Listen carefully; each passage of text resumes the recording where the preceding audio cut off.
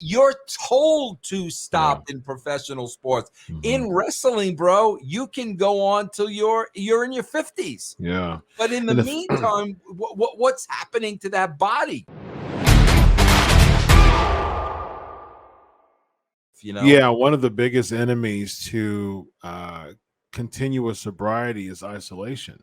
Yeah. I mean, you need a support base, you need a community, and have, like you said, those hotels by yourself, working hurt. I mean, you're injured. Now you're going to a hotel in between towns, and it's just you. Like that stuff like that is very, very vulnerable situations. Again, I have clients who do, who I'm giving therapy through alcohol abuse and opioid abuse, and just isolation is such an enemy to progress. And even if your wife is and Beth is and Matt are very supportive. Like, for instance, Matt, he said, I did speak to Jeff for a little bit today and he's okay. He said that during his Twitch, I think he'll be fine, but once again, this isn't my business. If he wants to go to more detail, he'll do it himself. Then he said Jeff is okay, he's at home and he is okay. And then Beth, she further said, Jeff is good, we are good. Post that you heard that, thanks. And so they want to be, not necessarily delving into details, which I can respect very much from brother and wife. And yes, you have that support base. Yes, you have that community.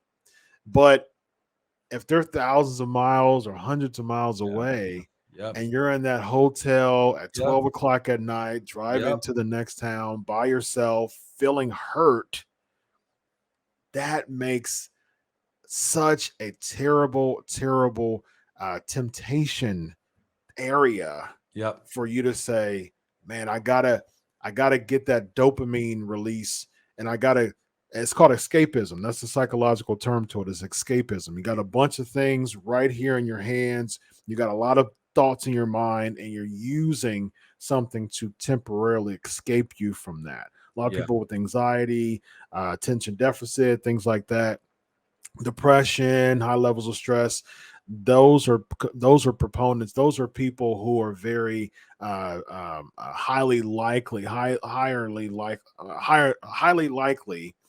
more likely to have those escapism, type of decisions, types of methods. Unfortunately, especially if you've dealt with addiction before and you're still trying to recover from it. It makes it the likeness even higher. And again, with Jeff Hardy, it's again, Beth or Matt or anybody else could be hundreds of miles away, but when you're in that hotel by yourself, working hurt, it makes it really tough, Vince. It absolutely does, bro. And I can't imagine, like, Al was even talking to me today about, Al worked a long time with Jeff, and Al said, bro, I never saw Jeff Hardy have a match where after the match, he wasn't immediately icing his back. So, bro, that meant the guy was in constant pain. I mean, that's what that tells you. And bro, see, that's the thing, man. Like, I can't tell you what that's like. I don't want to know what that's like, bro. Right. For your body to be in constant pain like that, and you got to go out again. And bro, not only get out and perform, then ice down, you're going to bed, you're in pain, you can't sleep. Now I got to get on an airplane.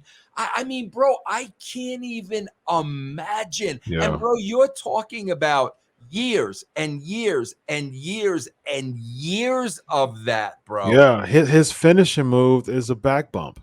Like, it's a back bump from the top ropes onto somebody else's body into a canvas. Like, if you think about it, 215, 220 pounds for 25 years, bro, doing a flipping back bump, 10 feet in the air into somebody's body. It doesn't matter if the body breaks the fall, there's still that, that impact. It's still that impact for 20 years. You're still 25 years.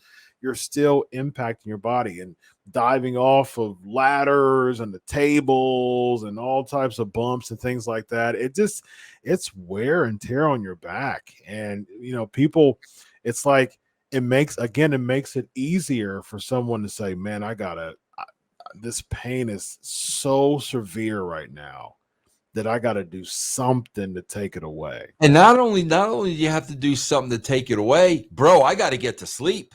Right. I got to get up at 6 o'clock. I got to get up at 5 o'clock. I got to get to, bro, there's so many elements that I'm telling you, bro, we can't imagine. That's right. We can't imagine. But like I said, bro, one thing I could tell you is you are never going to get right staying in that environment. It ain't going to happen, bro.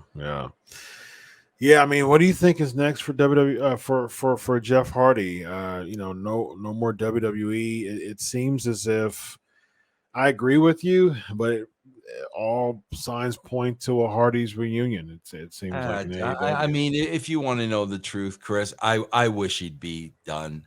I mean, Jeff Hardy, God bless him, knock on wood, bro. He's got to have a lot of money to his name. Yeah. He's been doing this for a very, very, very long time. Yeah. Bro, I know, like, I'm 60 years old. And if it were up to me, like, I'd retire right now. I can't. And I know I've got to continue doing what I'm doing for a couple of more years because I just can't afford to. But he has the luxury to. But, then again, bro, and another thing that I can't relate to with these guys is the love for it. Like, they just have to do it. I wasn't that guy. I could have stopped writing at any time, bro. I was not that guy. Oh, I got to get back and write. I wasn't that guy. But with a lot of these guys, they've got this deep rooted love where. But I honestly, bro, thank God. I mean, I'm sure he's got a ton of money. Man, I wish he'd just call it a day. I really, really do. But at the end of the day, him and his wife and his, I think he's got one kid or two. Yeah, I think it's one. I'm not sure. I mean, at the end of the day, they got to be happy, bro. Yeah. I mean, that's what it really comes down to. Yeah, absolutely. Yeah, I agree. Yeah, I just it seems like it's the thrill, the high, the adrenaline. He has two kids, Ruby Claire and Nira Quinn. Okay. Yeah, it's the thrill, it's the thrill of it. It's the pops. It's the but you see, thrill. That's the thing, bro. See, here's the thing, Chris. Let's be honest. Professional athletes have to walk away. Yeah. And they experience the same thing. They experience the thrills and the applause and the attention and the limelight, but they have to walk away. Yeah. And eventually they do. Yeah. And some get a job in broadcasting, some get a job, staying in the sport. Others open businesses. But I mean, at the end of the day, professional athletes can't do it anymore, and they have to walk away. Yeah. And bro, listen, let's be honest. When you're what's Jeff, mid 40s, late 40s? I think he was born in 76. I think he's 45 or 77, maybe. Yeah. So even born in 77, only 44. Even if he's 44, though, bro, at some point, your body's not 24. Yeah. And that's the problem, I think, with a lot of wrestlers as they get older. Like, nobody's telling them to stop. Yeah. And they keep going. Where in baseball, they're telling you to stop. In football, like, bro, you can't perform on the field anymore. We got this 22-year-old that's, you're told to stop in professional sports. In wrestling, bro, you can go on till you're in your 50s. Yeah. But in the meantime, what's happening to that body? Oh, gosh. Yeah. I mean, especially with more CTE developments and things like that. I mean, it's just such a terrible wear and tear on your body. Yeah. And, Jeff Hardy, 44 is young. I mean, it seems if he would retire from wrestling, he's got another 30 years to figure something out, 35 years to figure something out, and it's like, he's only, statistically a little over half of his lifespan. So it's like he's got so much more to go, but 44 just seems so old in wrestling years because you've put so much wear and tear on your body. And he started when he was in his mid-teens. Yeah. So he's been at this for 30 years, you know. Yep. So Yep. it's like 30 years of all that wear and tear.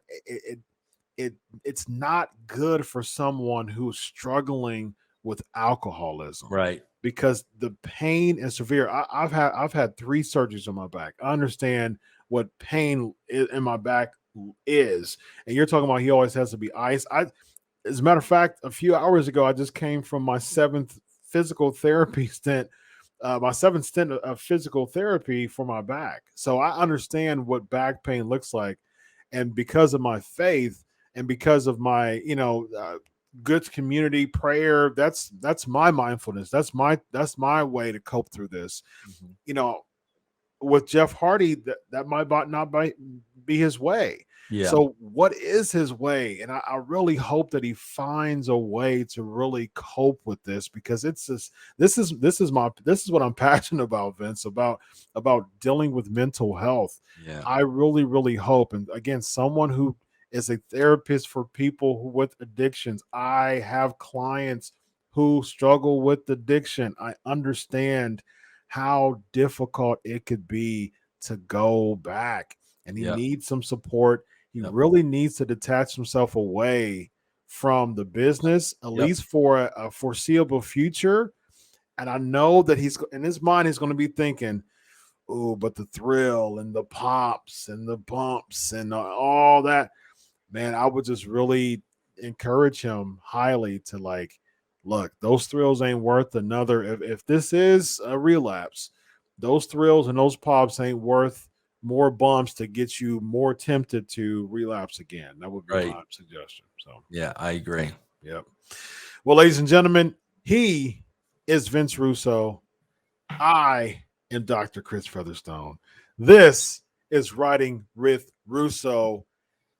And if you're not down with that, we've got 2 words for you: the bounties.